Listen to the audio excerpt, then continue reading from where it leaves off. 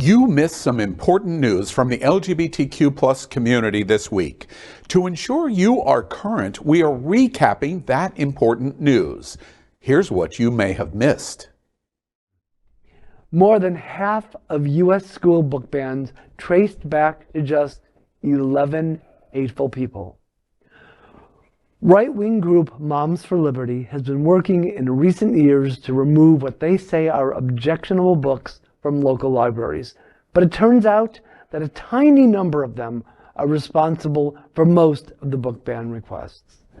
Analysis conducted by the Washington Post found that only 11 people were responsible for more than half of more than 1,000 different book challenges analyzed by the paper, with one person responsible for 92 challenges just by himself. 16% of all objections claimed that school books violated either state obscenity laws or legislation passed in the past 3 years restricting education on race, racism, sexuality, and gender identity. Calling books illegal was the 9th most common reason employed by book challengers. This tactic was especially popular in Florida and Texas. Of the 153 complaints contending books were illegal, 56% were brought in Florida and 18% in Texas. These serial filers relied on a network of volunteers gathered under the aegis of conservative groups such as Moms for Liberty. A record 2,571 unique books were targeted for censorship in 2022, a 38% increase from 2021, when 1,858 titles were targeted. Hateful and more than likely illiterate, definitely ignorant, as in the case of Enema Nozzle Daily Salinas, a Miami Lakes broodmare unable to keep track of her monthlies, who just got Biden's inaugural poet, Amanda Gorman's poem, The Hills We Climb, banned for spurious reasons. Horrible, yeah. So I have a little bit of good news. Courtesy of the Twitter. What's the Twitter? Moms of Liberty, also known as Planned Karenhood, not my jokes. Great joke, though. Yeah. So it seems the group Anonymous took down their website. Oh, wow. Good. Good. All right. Good. They're dangerous. We've been waiting for And them. I, for one, speaking just for myself, say to Anonymous, a grateful nation thanks you. Yeah. It's, you know, this is crazy in so many ways, but one is we have technology, right? Yeah. And everyone has access to every book on the planet. You just have to grab you can download whatever you want, whenever you want, which is weird that they would try to ban books in the age of technology. So they're doing it for a reason, right? They're trying to make a point. And then I'm thinking, you know, there's over 350 million people in this country.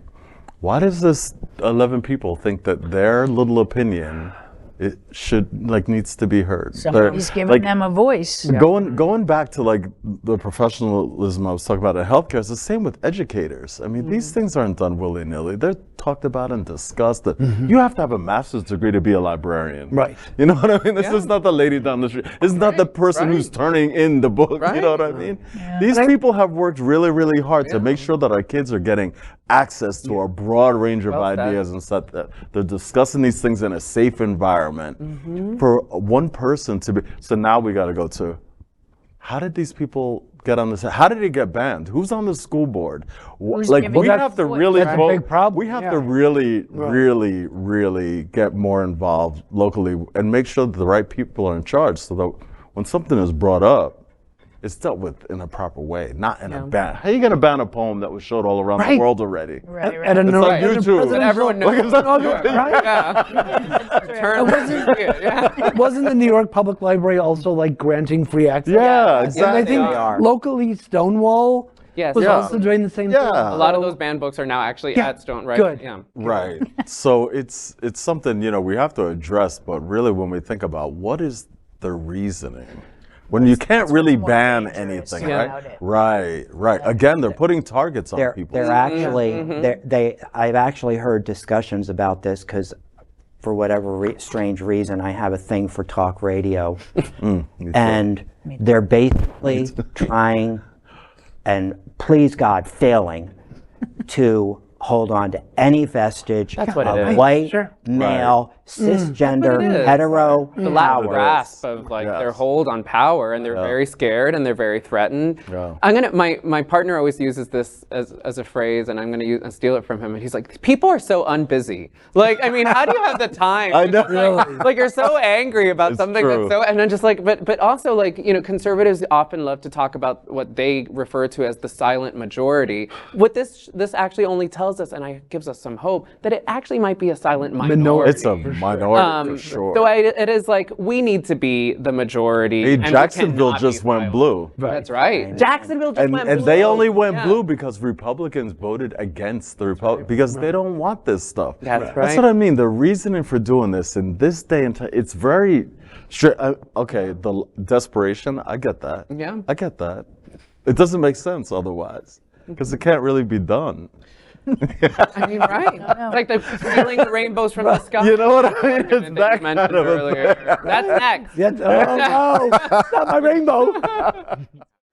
Keep watching the only television news in the world from our LGBTQ+ community and stay informed on everything that is important for and about our diverse LGBTQ+ community.